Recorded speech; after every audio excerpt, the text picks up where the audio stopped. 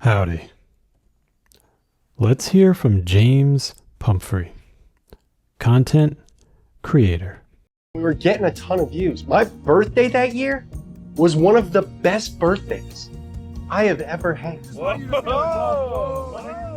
And then, slowly, it got less and less fun. And I think a number of things contributed to that.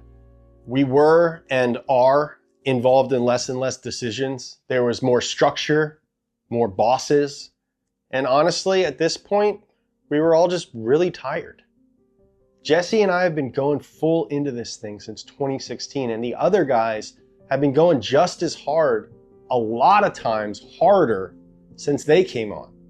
And we did that because there was this idea that was either told to us or imagined, probably a lot of both, that we were all building something together, all right? But that thing that we were building wasn't ours, and it never was, and it never would be.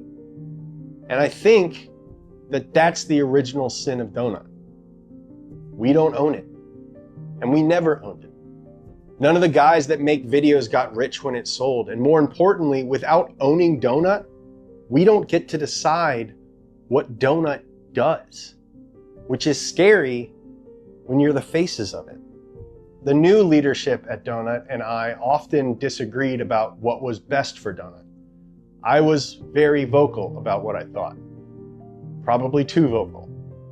I'm not very good at hiding how I feel, which ironically is something that I always felt made me better at this job. I've cried twice during this video so far. Jesse ended up leaving in February, which was a huge hit to my motivation to stay, and eventually me and the guys in charge decided that it was best if we ended my contract early. Now, this relationship that I've built with you guys over the past 9 years is something that I've worked very hard for, and something that I am incredibly grateful for.